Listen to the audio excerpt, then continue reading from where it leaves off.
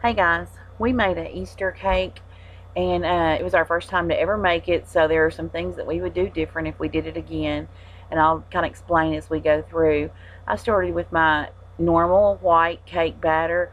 I separated it into how many colors I wanted. You can do any colors you want. I did pink, blue, yellow, and purple, and you just mix your food coloring in. I made equal amounts of each color.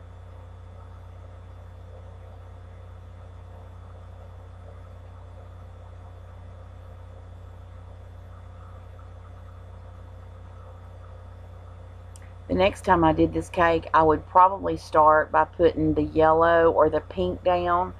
You'll just prepare your pan, and you'll see I get a little bit happy with my no stick stuff because I don't want to have any issues with my cake coming out of my pan.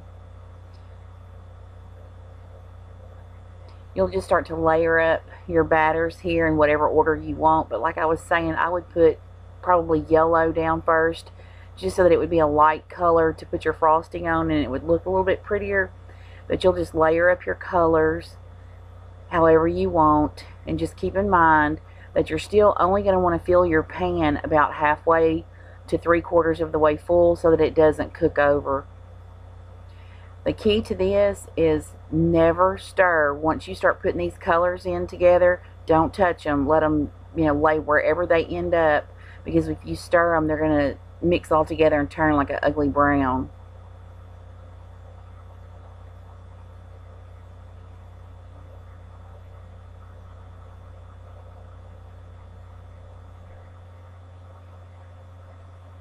I had enough of this batter left over that I ended up doing 3 little loaf pans to go with this, and I layered them up just like I did the batter in this bundt pan. And that's it. You're going to stick it in the oven, bake it as usual. This cake would also be good done up for, the 4th of July, Valentine's Day, whatever, St. Patrick's Day. It can be done in all kinds of different ways. Here it is out of the oven. I took my icing. I didn't use a royal icing. I used a cream cheese icing, and I colored it up in the same colors that I made the batter of the cake.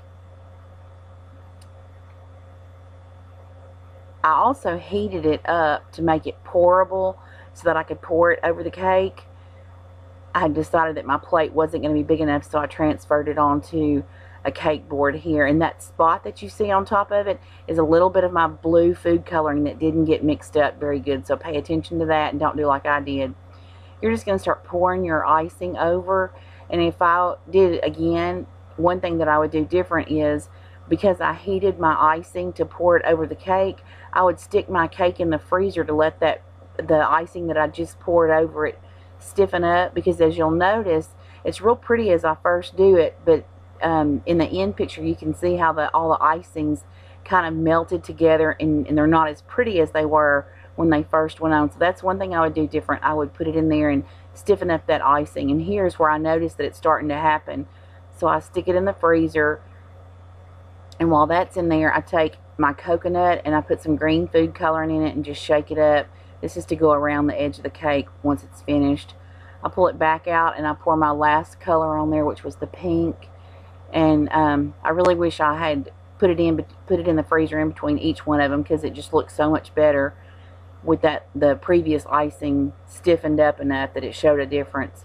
And then you just place your coconut all around it and you're done. You can put all kinds of little candy eggs or whatever you want, but we were just doing this kind of in a hurry one night to see what it would look like, and we thought it turned out really good. There it is, finished.